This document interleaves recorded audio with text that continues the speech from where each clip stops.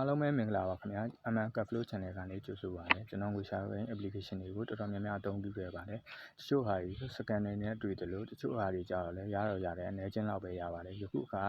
ကျွန်တော်အကြိုက်ဆုံး application တစ်ခုကတော့ဗီဒီယိုကြည့်စာပေဖြည့်တဲ့ game software အမှန်တကယ်ဝင်ငွေရရှိတဲ့ application တစ်ခုပဲဖြစ်ပါတယ်အဲ့ application ကတော့ Jantan application လေးပဲဖြစ်ပါတယ်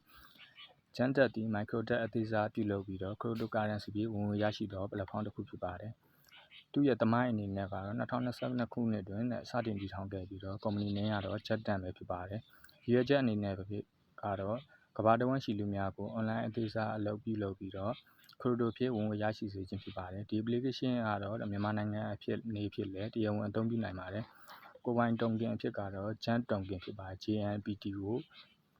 အသုံးပြုပါတယ်။ဈေးနှုန်းသမိုင်းအနေနဲ့ကတော့2022ခုနှစ်မှာအမြင့်ဆုံး2022ခုနှစ်မှာ 1.8 ဒေါ်လာဖြစ်ပြီးတော့2022ခုနှစ်ရဲ့အမြင့်ဆုံးဒေါ်လာကတော့ 2.49 ဒေါ်လာဖြစ်ပါတယ်2016တွင် 0.43 ဒေါ်လာဖြစ်ပြီးတော့ယခုလက်ရှိပေါက်ဈေးကတော့ 0.53 ရဲ့ 0.56 ဒေါ်လာပေါက်နေပါတယ်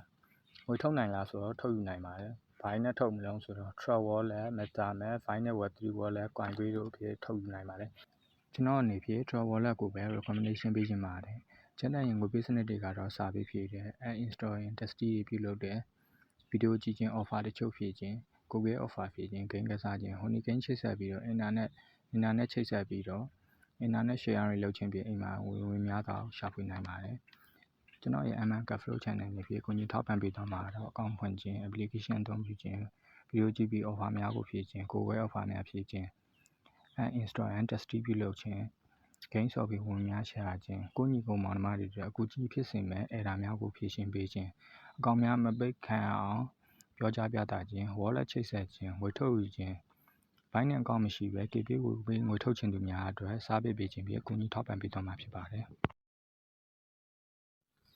Jantan application ကိုဖုန်းရဲ့ Chrome မှာရိုက်ရှာပြီးတော့ jantan.io ကနေဝင်ရောက်နိုင်တယ်လို့အောက်မှာချပေးထားတဲ့ link ကနေလည်းဝင်ရောက်အသုံးပြုနိုင်ပါတယ်။ Play Store မှာဝင်ရောက်ပြီးတော့ Jantan application ကို download ပြီးတော့အသုံးပြုနိုင်ပါတယ်။ software တောင်းထားပြီးတော့အသုံးပြုရင်တစ်နေ့ကို 0.01 ဒေါ်လာတန်ဖိုးရှိတဲ့ Jan token ကိုဝင်ရောက်ရယူနိုင်ပါတယ်။ Chrome ကတော့ offer တက်တွေပုံမှန်များတဲ့အတွက်ကျွန်တော်ကတော့2မျိုးလုံးမှာအသုံးပြုပါတယ်။အထူးသတိပေးချက်အနေနဲ့ကတော့ application နဲ့ကို register